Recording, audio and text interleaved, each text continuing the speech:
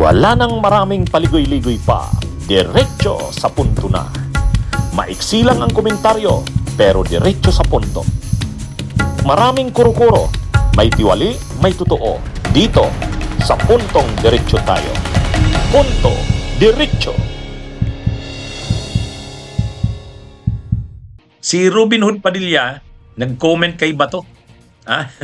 Nag-comment kay Bato. Bakit mo ba pinag-iinitan ng marami si Bato?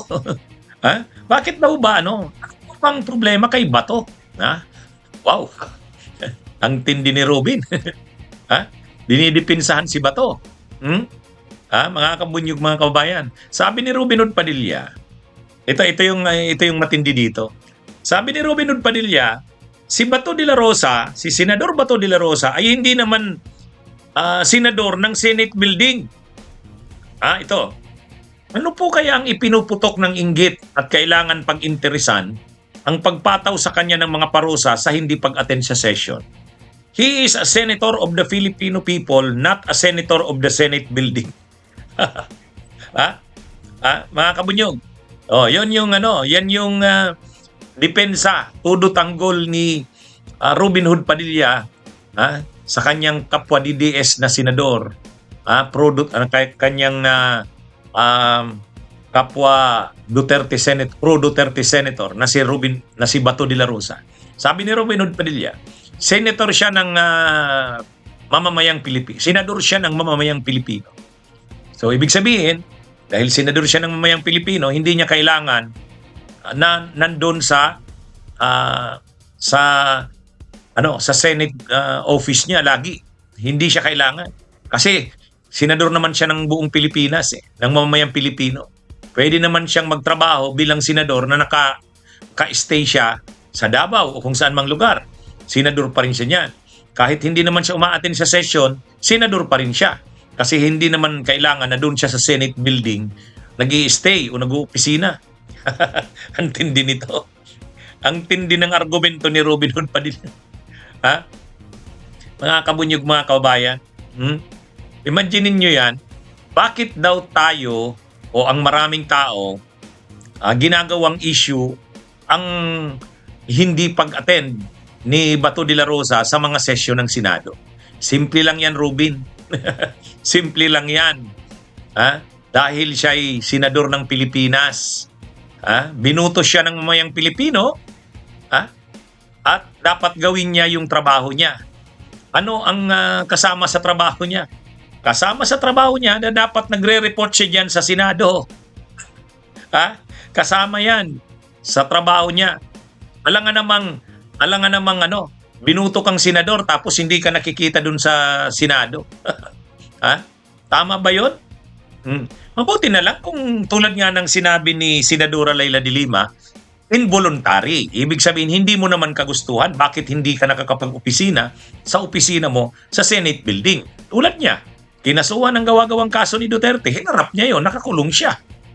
So, hindi niya naman kagustuhan na hindi maka-attend o hindi makapag-opisina doon sa opisina niya. Sa katunayan nga, noon, si Trillanes, nung nakakulong si Trillanes, nag-request pa siya noon na umattend sa mga session ng Senado. Payagan siyang makapag-attend sa session ng Senado. Kaya lang, hindi naman pinayagan ng korte. Sabi ng korte, kapag may kaso ka, nakakulong ka, malilimit na talaga ang kalayaan mo. So yun, hindi siya pinayagang maka-attend sa session sa Senado. Pero, ginawa niya yung trabaho niya bilang senador. So ibig sabihin, yung hindi niya pag-attend sa session sa Senado, ay hindi niya kagustuhan. Ganon din si Leila de Lima. Hindi siya nakaka-attend sa session dahil nakakulong siya. Involuntary yung hindi niya pag-attend. Pero alam niya na trabaho niya bilang senador na dapat uma-attend siya sa session ng Senado. Bahagi yan ng kanyang trabaho. Pero hindi niya lang magawa dahil nga may kaso siya. Kinasuhan siya ni Duterte ng gawa-gawang kaso. Pero yon, involuntary yon. Hindi niya kagustuhan yon. Baliktad kay Bato de la Rosa. Si Bato de la Rosa, siya ang may gusto na magtago. Siya ang may gusto na magtago. Bakit? Pinilit ba siya na magtago? Hindi. Kagustuhan niya yun. sabi nga ni Senador Ping Lacson, bakit naman kasi nagtatago siya? Wala pa naman yung arrest warrant.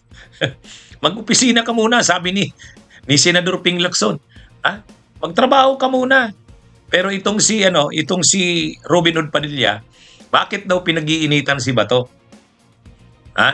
Kasi sumisweldo siya, Robin Hood Padilla, sumisweldo siya galing sa pera ng bayan na hindi niya naman pinagtatrabahuhan. Ngayon, sasabihin nila ni Amy Marcos, hindi, nagtatrabaho naman si Bato, hindi lang pumapasok sa Senado. Ay hindi yun. Kasama sa dapat na trabaho niya, yung pagpasok sa Senado, pag-attend sa mga session nito, pag-attend sa mga committee hearings nito. Trabaho niya yan. Kaya may karapatan ang taong bayan na magreklamo dahil pera ng taong bayan ang sinisweldo niya. Yung staff ng opisina niya, sabi 5 million daw yun bawat buwan. Pera yan ng taong bayan. Kaya may karapatang magreklamo ang taong bayan. Kaya wag mong sabihin yan, Rubin, bakit nagrereklamo ang marami? Karapatan naming magreklamo dyan dahil pera namin ang sinisweldo dyan. Pera namin, ng taong bayan, ang ginagamit sa operations ng opisina niya.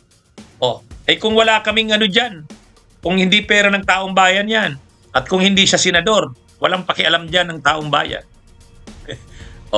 Kaya, tapos ang depensa ni Robin, hindi naman siya senador ng Senate building.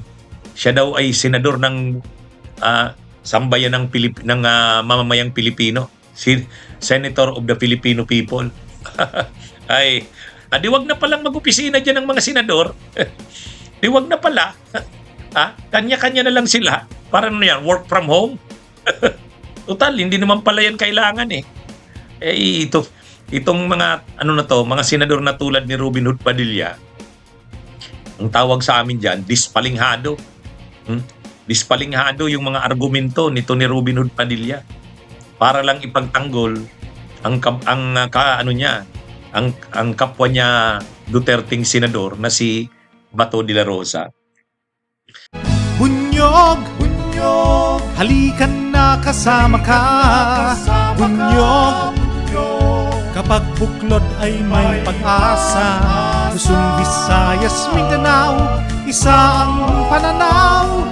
Sa bagong Pilipinas ang bunyog isisigaw. Bunyog, bunyog, bunyog.